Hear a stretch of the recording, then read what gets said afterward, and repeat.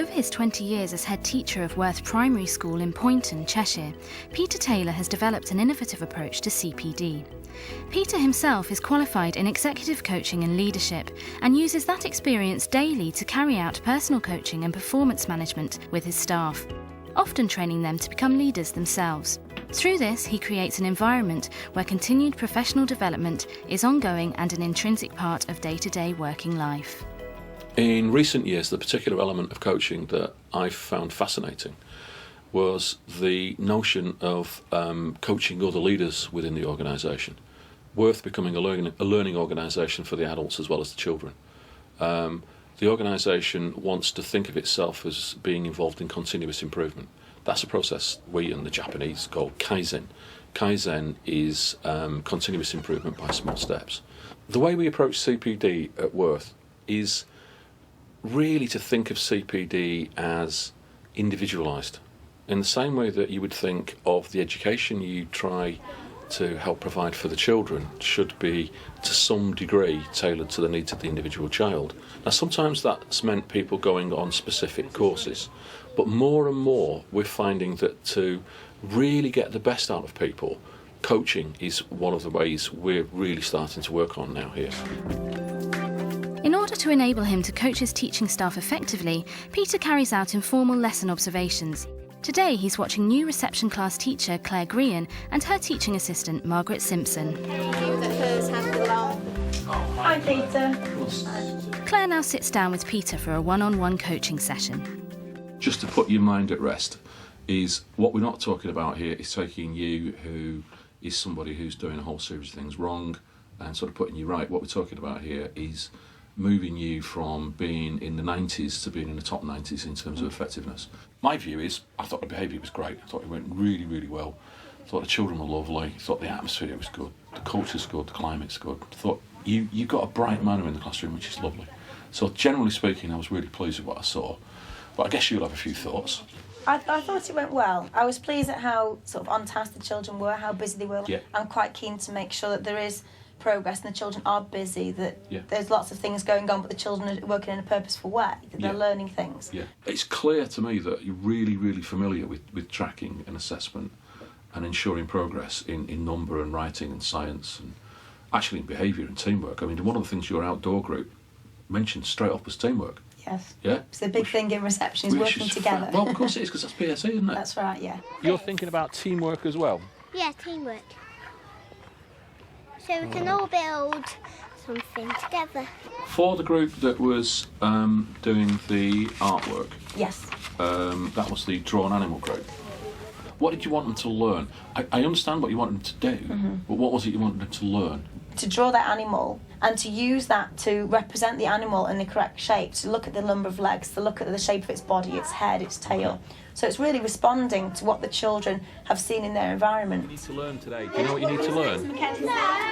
You're not sure what you need to learn? You join a tiger or a giraffe, aren't you? Is that right? Right, so you know what you need to do.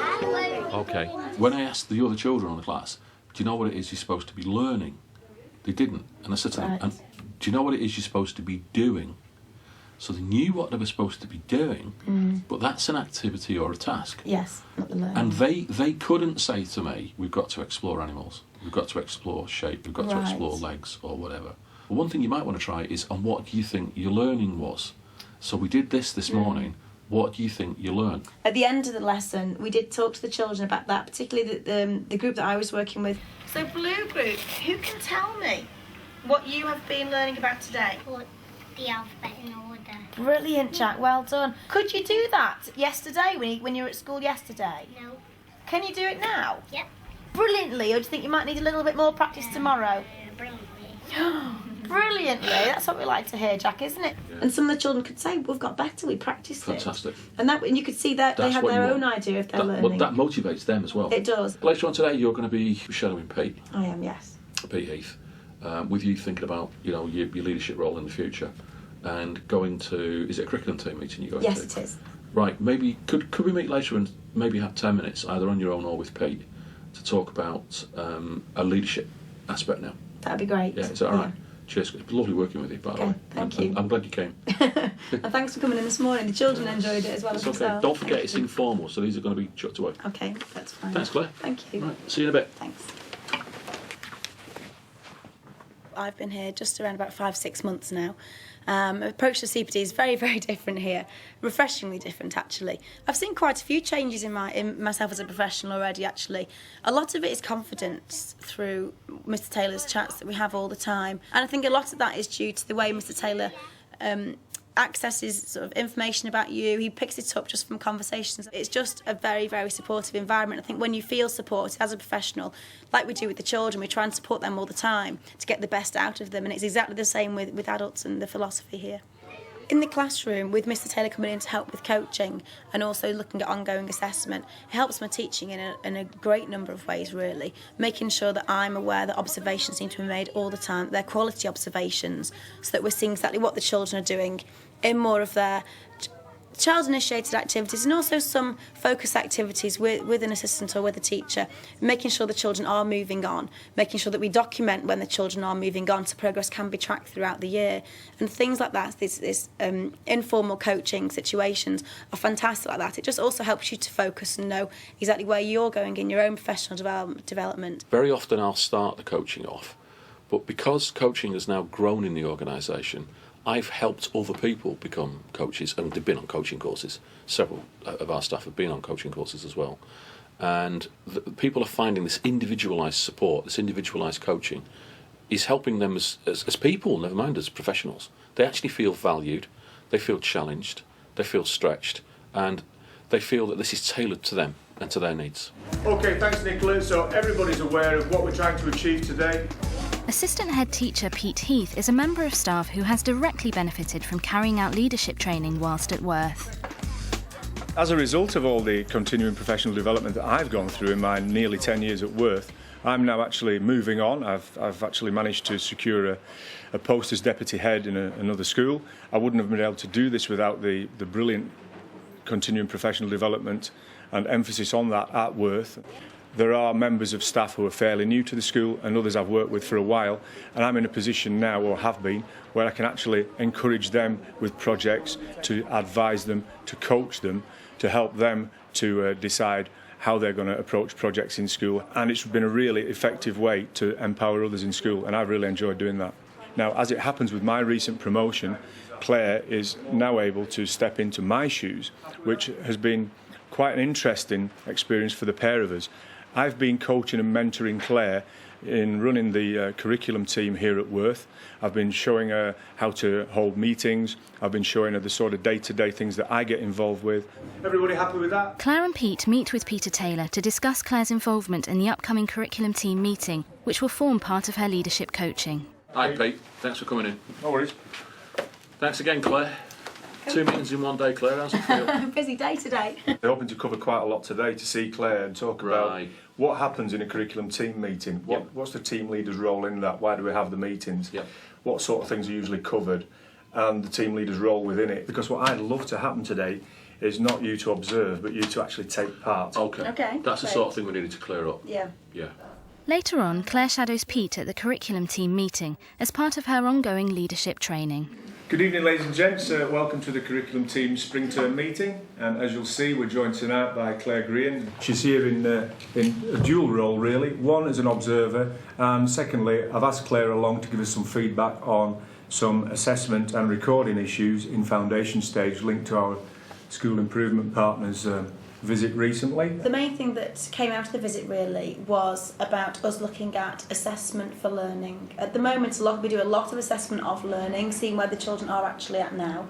And so what we're working on now in the future is assessing where we want the children to go to. Systems. Worth employs a wide range of tracking techniques in order to assess what kind of training each member of staff needs. We was looking at the foundation stage. One of the things I noticed, as I say, many years ago, was data and information, hard and soft data, used reflectively by a member of staff in a formative way and also in a summative way, really makes them think. That really makes the member of staff realise that maybe one of the issues is them, or their resources, or whatever, but we go through it.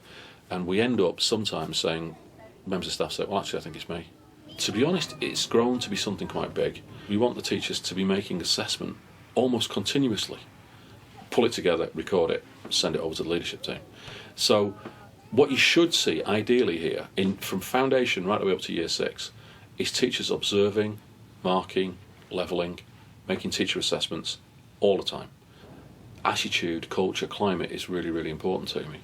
So a soft element of audit for me here is every 6 weeks, every half term, the teacher's sitting with the children and asking them how they're doing, what they think about the school.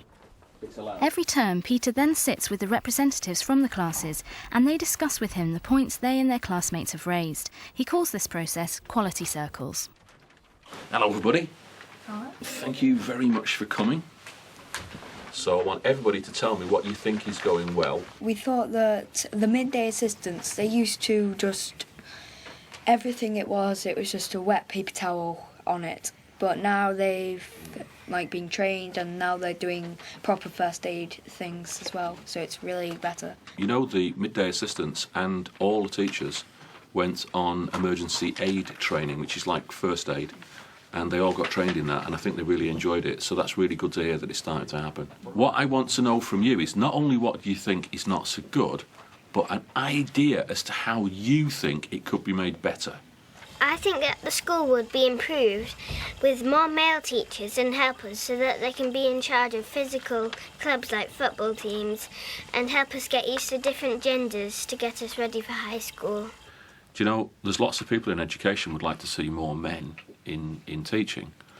But what I've got to say to you is I have to pick the best person for the job, okay? And sometimes a man is the best person for the job and sometimes a woman is the best person for the job. So most importantly for me, you get really good quality teachers. Maybe we could work together more in class, like say if we're writing a poem or a story, we could do it as a class together. Okay, great, thank you very much. I love the fact that our school headmaster lets us give him ideas of our own and help our problems. You are lovely. That's 55,000 team points for you in Gryffindor. But the data gathering doesn't stop there. Finally, part of the audit is that we have anonymous questionnaires for the children. And annually they fill those in as part of this audit process. Parents fill anonymous questionnaires in as well. The staff fill anonymous questionnaires in, and so do the governors. Those are all fed back into the school system. When we started the process of audit, to be honest, I didn't know of any other school that did it. Certainly no other primary school. One of the things we say in our organisation is it doesn't matter what colour the cat is so long as it catches mice. It's one of my favourite sayings. And I don't have a doctrinaire view of professional development. I don't always think coaching is the right thing to do. But we tend to find individualised, specific professional development based on a thorough and reflective analysis of need from hard and soft data and lesson observation. We tend to find that motivates staff. Staff will give up time to spend on coaching that really hit a specific need.